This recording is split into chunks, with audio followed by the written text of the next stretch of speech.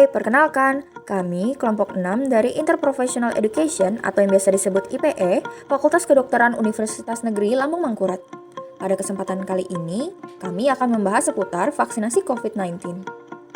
Setelah vaksinasi COVID-19, mengapa ya badan aku terasa tidak enak? Nah, di dalam dunia kedokteran, hal ini dikenal dengan KIPI. Apa itu KIPI? KIPI adalah kejadian ikutan pasca imunisasi atau adverse event following immunization, yaitu semua kejadian medis, sakit atau kematian yang tidak diinginkan setelah imunisasi sampai kurun waktu 1 bulan setelahnya. Diperkirakan sebagai akibat dari imunisasi dan tidak selalu memiliki hubungan kausal. Reaksi yang mungkin terjadi setelah vaksinasi COVID-19 hampir sama dengan vaksin yang lain. Terdapat 3 kategori reaksi yang dapat muncul setelah vaksinasi. Yang pertama, reaksi lokal. Yang kedua, reaksi sistemik. Dan yang ketiga, reaksi lainnya. Pada reaksi lokal, dapat ditandai dengan munculnya bengkak dan kemerahan pada bagian bekas jarum suntik. Pada reaksi sistemik, Anda dapat merasa demam, pegal, serta pusing. Dan pada reaksi lainnya, Anda dapat merasakan alergi, muntah, hingga kehilangan kesadaran diri. Perlu diketahui bahwa tidak semua orang yang divaksinasi COVID-19 mengalami reaksi atau kejadian ikutan pasca imunisasi ini. Jika muncul reaksi atau KIPI, itu adalah sesuatu hal yang wajar. Dan perlu diingat bahwa KIPI atau reaksi yang muncul setelah vaksinasi jauh lebih ringan dibandingkan Anda terkena COVID-19 atau bahkan komplikasi yang disebabkan oleh virus COVID-19. Mengapa saya bisa mengalami KIPI? Reaksi yang muncul setelah kita divaksinasi biasanya menandakan bahwa vaksin sedang bekerja di dalam tubuh kita. Hal tersebut menandakan sistem daya tahan tubuh sedang belajar cara melindungi diri kita dari penyakit. KIPI umumnya bersifat sementara dan akan hilang dengan sendirinya dalam beberapa hari. Lalu, apa saja yang termasuk KIPI?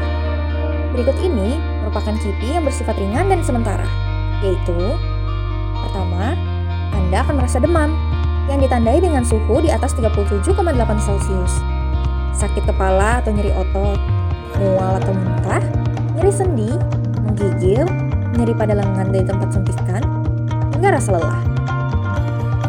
Jika saya mengalami reaksi ringan tersebut, apa yang perlu dilakukan? 1. Jika merasa tidak nyaman, Anda sebaiknya beristirahat. Jika dibutuhkan, Anda dapat menggunakan obat penurun panas sesuai dosis yang dianjurkan, dan tidak lupa untuk minum air putih yang cukup. 2. Jika terdapat rasa nyeri di tempat suntikan, tetap gerakan dan gunakan lengan Anda seperti biasa. Apabila perlu, kompres bagian nyeri tersebut dengan kain bersih yang dibasahi dengan air dingin. Apakah mungkin saya langsung mengalami KIPI setelah divaksinasi? Beberapa orang yang memiliki alergi terhadap zat tertentu mungkin mengalami reaksi segera setelah divaksinasi. Akan tetapi, hal ini sangat jarang terjadi. Sebagai antisipasi, setiap penerima vaksin diminta menunggu di lokasi vaksinasi selama minimal 15 menit untuk dipantau keadaannya. Apakah saya akan mengalami reaksi lagi setelah vaksinasi dosis kedua? Sebagian orang mengalami KIPI yang lebih kuat setelah dosis kedua, namun ada juga yang tidak. Semua reaksi ini normal dan jika terjadi akan hilang dengan sendirinya dalam beberapa hari. Kapan saya perlu menemui tenaga kesehatan? Jika demam Anda timbul lebih dari 48 jam setelah vaksinasi atau berlangsung lebih lama dari 48 jam, Anda harus isolasi mandiri dan melakukan tes COVID-19. Jika keluhan tidak berkurang, penting untuk tetap tenang dan segera menghubungi petugas kesehatan di nomor kontak yang tertera di kartu vaksinasi Anda. Beberapa hal seperti level pandemi yang tidak pasti dan teramat dinamis, rekomendasi dari pemerintah yang cenderung labil, serta pengembangan vaksin yang teramat cepat, akhirnya membuat kita semua bertanya-tanya, apakah benar vaksin itu aman, apakah benar vaksin itu manjur, dan bagaimanakah efek samping dari vaksin tersebut. Dan dari beberapa hal tersebut menyebabkan timbulnya rasa cemas.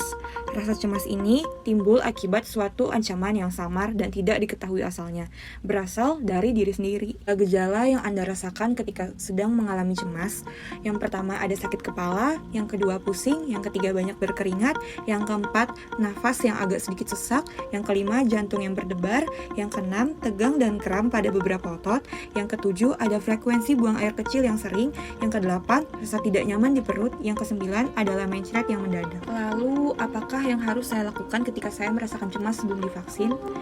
Yang bisa Anda lakukan, yang pertama yaitu menyiapkan mental sebelum divaksin, yang kedua adalah merawat diri, yang ketiga melakukan riset sendiri secara up to date berdasarkan sumber yang terpercaya, yang keempat mempertimbangkan asas manfaat dan resiko, yang terakhir yaitu membuat keputusan logis berdasarkan kesadaran diri. Seorang dokter spesialis kedokteran jiwa menjelaskan, cemas terkait vaksin merupakan reaksi yang normal. Cemas perlu dikelola agar dapat mengambil keputusan sadar untuk divaksinasi. Berikutnya, ada intervensi keperawatan dalam mengatasi kecemasan masyarakat terkait vaksinasi COVID-19. Apa sih relaksasi otot progresif itu? Relaksasi otot progresif merupakan salah satu bentuk relaksasi otot secara progresif dengan dan tanpa ketegangan otot. Dan teknik manipulasi pikiran mengurangi komponen fisiologis dan emosional stres. SOP teknik relaksasi otot progresif yang harus Anda ketahui. Pertama, mempersiapkan alat dan lingkungan seperti kursi, bantal, serta lingkungan yang tenang dan sunyi. Anda juga harus memahami tujuan, manfaat, dan prosedur. Posisikan tubuh Anda secara nyaman, yaitu berbaring dengan mata tertutup menggunakan bantal di bawah kepala dan lutut, atau duduk di kursi dengan kepala ditopang dan hindari posisi berdiri. Jangan lupa lepaskan aksesoris yang digunakan seperti kacamata, jam, dan sepatu. Longgarkan juga ikatan dasi, ikatan pinggang, atau hal lain yang bersifat mengikat. Yang kedua adalah prosedur. Gerakan pertama, mengekalkan jari-jari tangan. Genggam tangan kiri sambil membuat satu kepalan. Buat kepalan semakin kuat sambil merasakan sensasi ketegangan yang terjadi. Pada saat kepalan dilepaskan, rasakan relaksasi selama 10 detik.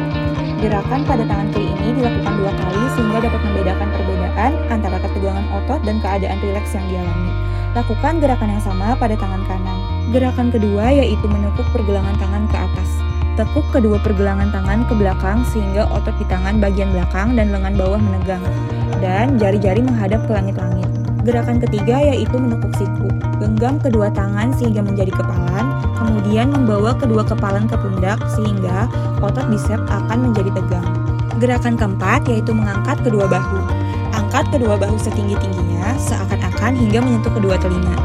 Fokuskan perhatian gerakan pada ketegangan yang terjadi di bahu, punggung atas, dan leher. Gerakan 5 dan 6 mengerutkan dahi dan alis serta menutup mata sekencang-kencangnya. Gerakan otot dahi dengan cara mengerutkan dahi dan alis sampai otot rasa kulitnya keriput. Tutup keras-keras mata sehingga dapat dirasakan ketegangan di sekitar mata dan otot-otot mengendalikan gerakan mata. Gerakan ketujuh yaitu mengutipkan gigi atas dan bawah. Ketupkan rahang diikuti dengan menggigit gigi sehingga terjadi ketegangan di sekitar otot rahang. Gerakan ke-8 yaitu memonyongkan bibir. Bibir dimonyongkan sekuat-kuatnya sehingga akan dirasakan ketegangan di sekitar mulut. Gerakan ke-9 menekankan kepala pada sandaran kursi. Gerakan diawali dengan otot leher bagian belakang, baru kemudian otot leher bagian depan. Letakkan kepala sehingga dapat beristirahat. Tekan kepala pada permukaan bantalan kursi sedemikian rupa sehingga dapat merasakan ketegangan di bagian belakang leher dan punggung otot. Gerakan ke-10 yaitu menekuk dagu ke arah dada. Gerakan membawa kepala ke muka, benamkan dagu ke dada sehingga dapat merasakan ketegangan di daerah leher bagian muka. Gerakan ke-11 yaitu membusungkan dada, angkat tubuh dari sandaran kursi, punggung dilengkungkan, busungkan dada, tahan kondisi tegang selama 10 detik, kemudian rileks. Saat rileks, letakkan tubuh kembali ke kursi sambil membiarkan otot menjadi lurus. Gerakan ke-12 yaitu menarik napas dalam-dalam sampai dada terasa penuh. Tarik napas panjang untuk mengisi paru-paru dengan udara sebanyak-banyaknya. Ditahan selama beberapa saat sambil merasakan ketegangan di bagian dada sampai turun ke perut, kemudian dilepas. Saat tegangan dilepas, lakukan napas normal dengan lega. Ulangi sekali lagi sehingga dapat dirasakan perbedaan antara tegang dan rileks. Selanjutnya gerakan ke-13 yaitu menarik perut ke arah dalam.